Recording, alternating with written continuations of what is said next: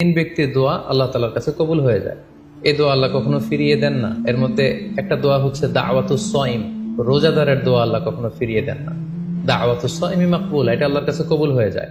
ঠিক ওই মুহূর্তটাতে আল্লাহ তাআলার সফট কর্নার খুব বেশি গ্রো করে, আল্লাহর রহমতের দরিয়ার মধ্যে একটা অভাবনীয় জোশ পড়ে যায়। আল্লাহ তাআলা এই দৃশ্যটাকে খুব দেখতে পছন্দ করে যে বান্দা সামনে খাবার নিয়ে বসে আছে, শরবত নিয়ে, পানীয় নিয়ে বসে আছে, ক্ষুধায় তৃষ্ণায় সে জর্জরিত, সে চাইলেই সামনে থেকে নিয়ে মুখে তুলে খাবারটা খেতে পারে, কিন্তু সে আমার ভয়ে খাচ্ছে না। তখন আল্লাহ তাআলা এই দৃশ্যটা দেখতে বড্ড পছন্দ করেন। ঠিক এই মুহূর্তে আপনি যখন বুদ্ধি করে আল্লাহ তাআলার কাছে চাইতে শুরু করবেন, কায়মনো বাক্যে চোখের পানি ছেড়ে, আপনি চাইতে দেরি হবে, এই দোয়া আল্লাহ তাআলার কাছে কবুল হতে দেরি হবে না। তাই এই ভুলটি যেন আমরা না করি, এই বরকত যেন আমরা মিস না করি। প্রতিদিন খেয়াল করে ইফতারের পূর্ব মুহূর্তে দোয়া করুন। আপনার কি চাহিদা, আকুতি মিনতি আল্লাহর কাছে আছে, আপনি পেশ করুন।